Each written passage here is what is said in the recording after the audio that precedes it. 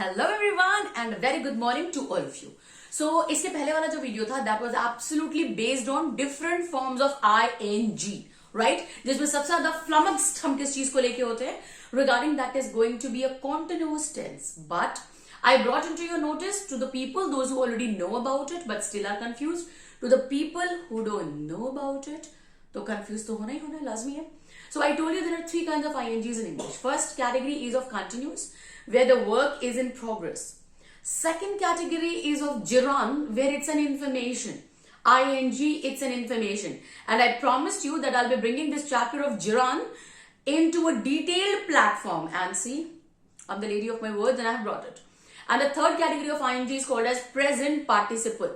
Participles basically are of three kinds: past, present, and perfect. But in only present participle, the ING is added. And this wala ING, that is present participle ING, it's an adjective. And related to this, I had already given you the class. And by the time when you people go through it, just let me know, are you still confused regarding it? या फिर हमारा काम हो चुका है? So now let's see. By the time when I was about to get over with my video, I had thrown 3 questions to you people. So now I'm going to answer those 3 questions. पहला question जो मेरा था वो ये था कि people are watching FIFA. That is football thing, right? So people are watching FIFA. इसमें watching क्या है? ING क्या है? Continuous है, gerund है या participle है? तो आंसर होने वाला है continuous. क्यों? क्योंकि यहां पे लोग देख रहे हैं फीफा, यानी काम में ING लगा हुआ है. whenever काम में ING लगता है, which is called as progressive, that something is going on, so there it belongs to the category of continuous. My second question was, my neighbor is a rotating camera. उसको सब देखना होता है किधर क्या हो रहा है, right? So my neighbor is a rotating camera. अभी क्या है, मेरा जो नेबर है वो कैमरा को रोटेट नहीं कर रहा, वो खुद एक रोटेटिंग कैमरा जैसा है, इधर उधर सबका खबर उसको रहता है, वेल्ला बिल्कुल, राइट. सो अभी क्या है, ये मेरे नेबर के बारे में मैं आपको एक इन्फॉर्मेशन दे रही हूं, और उस इन्फॉर्मेशन में जो एडजेक्टिव है, भाई any information regarding the subject is called as adjective. So यहां पे जो एडजेक्टिव है that comes in the form of ING, right? So whenever an adjective comes into the form of ING, that is called as present participle. So second sentence में rotating is going to belong for present participle. Neither it is continuous nor gerund. And the third and the last which I told you, that sleeping is a yoga, right? Now sleeping क्या है, उसने ING ने ही sentence की शुरुआत कर दी है. That means this ING has taken the place of a subject, substitute की तरह काम कर रहा है सब्जेक्ट के तौर पर. तो जब भी ING सेंटेंस का खाता खोल दे, बोनी कर दे, तो वहां पे वो कहलाता है gerund. सो यानी यहां पे sleeping जो है, that is ING, is going to belong to the gerund category. So I hope guys अभी तक इतना मुद्दा क्लियर है तुम लोगों के लिए, right? Now let's begin the morning in English style and understanding this particular person gerund in a little detailed way. Let's see how. Here it is written over gerund because most of the time my students say to me, "Ma'am, आप बहुत छोटा लिखते हो." Right? I understand, darling, but धीरे धीरे करके things take time to to get a little according to you, I must say, because in my opinion things are good. So now let's see. Here gerund I have, as you can see, and if you cannot see, let me tell you, type 1 is the one where it is treated as hero gerund. Why am I calling it as hero? Because जिसको बोलते हैं ना फटा poster निकला hero. That means whenever ING, gerund basically means what? ING, right? And this ING is equal to information. So this is what we are studying. This is divided into 2 parts by me. You won't be getting it in the books. इस division में आपको books में नहीं मिलेगा. ये मेरा proper division है. वजह ये है ताकि आपको ये समझ में आ जाए कि कौन सा gerund, क्या ये gerund है या नहीं है. This is the easiest way to understand gerund. और यकीन मानिए अगर आपको continuous और gerund समझ में आ गया और present participle नहीं आया तो घंटे से फर्क पड़ता है. It's okay fine, present participle, भाई ये दो नहीं है तो present participle होगा. Now let's see. टाइप 1 में नाम दिया हुआ है हीरो gerund. हीरो का मतलब होगा सेंटेंस की शुरुआत में ही ING आएगा, यानी सब्जेक्ट की प्लेस में ING आएगा. Let's see if it is going to be, let's see, okay, walking is a good exercise, right? Walking is a good exercise. अब हमने सेंटेंस की शुरुआत में ही at the place of subject, भाई सेंटेंस की शुरुआत कौन करता है? सब्जेक्ट ही करता है, जब तक वो एक इंपेरेटिव सेंटेंस ना हो।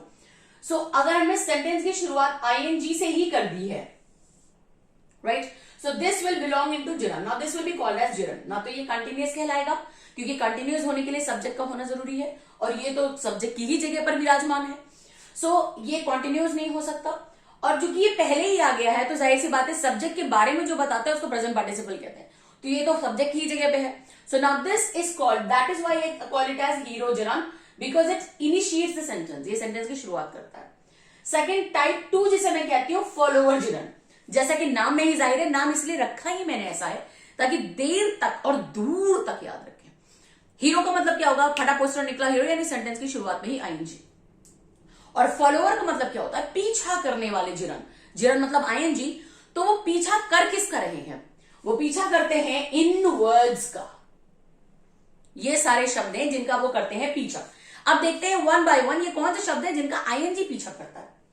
After, before, like, dislike, enjoy, avoid, for, against, love, hate, start, stop, in, of, worth.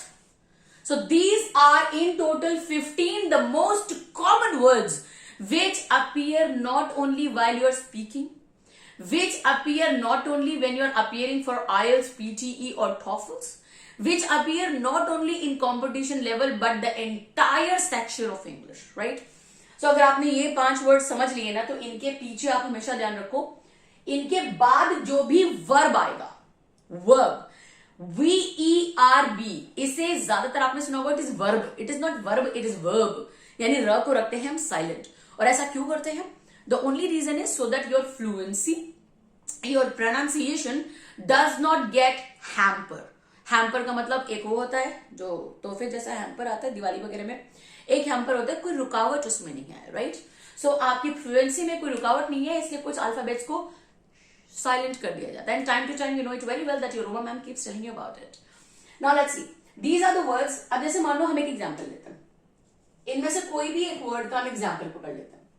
For example, चलो बार बार फॉर कह रहे हैं तो हम फॉर को ही ले लेते हैं। अब हम इसे एक सेंटेंस बनाते हैं। I come here for you, I come here for you. अब फॉर आया हमारा, अब इस फॉर के बाद क्या है?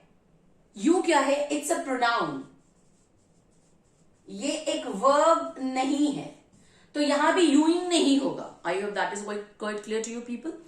YOUING कुछ होता ही नहीं है, इसलिए मैंने आपको बोला इन वर्ड्स के बाद अगर वर्ब आता है, VERB, क्रिया आती है, तो ही उसमें ING लगता है। एक दूसरा एग्जाम्पल देख लेते हैं हम। Second examples, I come here for learning. मैं यहां सीखने के लिए आता या आती हूं, right? So I come here for, अब इस for के बाद we are having the verb learn, और इस learn को हमने लिखा हुआ है ING के साथ। यानी अगर आपने सेंटेंस ये कहा कि I come here for learn, तो that is going to be wrong. I come here for learnt, no, it's wrong. Whenever these words will be there, इनके बाद जो भी verb आएगा, whatever verb will be there, that verb will always be in ING form, और this is applicable on all. Am I clear? एक और example कोई ले ले, जैसे ऐसे करते हैं, ओम नमः शिवाय करके करते हैं, OMNAMAH, ओम नमः, SHIVAY, शिवाय। ओके, इन पे आया है, बेहतरीन है ये, बिकॉज हम saying ओम नमः शिवाय, तो that is in, right? It coming from with in. So example लेते हैं इनका, एक एग्जाम्पल लेते हैं, ठीक है। आई एम इंटरेस्टेड इन टॉकिंग। मुझे बात करना अच्छा लगता है, या मेरी चॉइस है, या मुझे मजा आता है, काइंड ऑफ। सो मैंने यहां लिखा है आई एम इंटरेस्टेड, मेरा मन है, मैं इंटरेस्टेड हूं किस बात में? बात करने में। तो अगर मैं ये सेंटेंस बोलती हूं I am interested to talk, तो ये सेकेंडरी जाएगा, इसका ज्यादा ग्रामेटिकल फोर्स नहीं आएगा. But if I say because in is again into the category of gerund का family, that to follower, so हम यहां पे बोलेंगे I am interested in talking. Now one by one let's take all the examples. After coming here, after के बाद come में ING.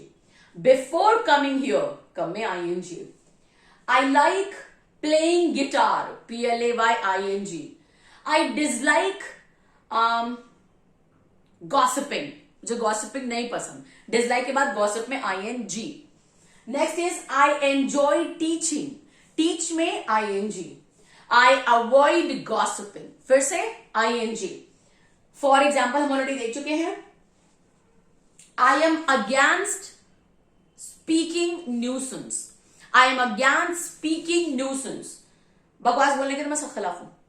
तो against के बाद जो स्पीक आ रहा है उसमें हमने डाला हुआ है ING. I love teaching you guys. So after love we are having teach, in which I have added ING. I hate lying. झूठ बोलना मुझे बिल्कुल पसंद नहीं है जब तक कि उससे मैं फायदा नहीं हो रहा हूं. Next is let's start parting, party करना शुरू करते हैं, ING. Let's stop talking nuisance, बकवास करना बंद करता है. इन एग्जाम्पल ले चुके हैं. I am fond of enjoying पान, मीठा पान. मैं शौकीन हूं मीठा पान खाने की, like once in a month या once in 2 months, इतना हो जाता है. Basically if there is any tour to Varanasi और वहां से बिना पान खा के आना, वो भाई साहब ये अपराध है, मैं कतई नहीं कर सकती. So that in that way, right. And the last one is going to be this channel and this teacher is worth appreciating, watching, subscribing, and following and sharing, right? So again, words के बाद watch में ING, share में ING, like में ING. So my only concept is today, as I told you, that I will be talking about Jiran in detail. Let me tell you again a recap. Jiran is divided into 2 parts, type 1 and type 2. How to identify them? अगर sentence की शुरुआत ही ING से हो जाती है तो that word is called as Jiran. लेकिन अगर कुछ ऐसे ये शब्द जिनकी मदद से आप पहचान सकते हैं जिरन को बहुत अच्छे तरीके से, अगर ये शब्द दिखाई दे रहे हैं ना, after these words you come across a verb, अगर एक वर्ब का सामना हो जाता है इन शब्दों के बाद, सो डेफिनेटली वो वर्ब बगैर ING के नहीं आएंगे, और अगर बगैर ING के आगे तो आपके नंबर नहीं आएंगे. So see that, be very careful about it. For more and the other kind of videos that you people are really flummoxed with, we are going to come back again to you. Till then, see ya.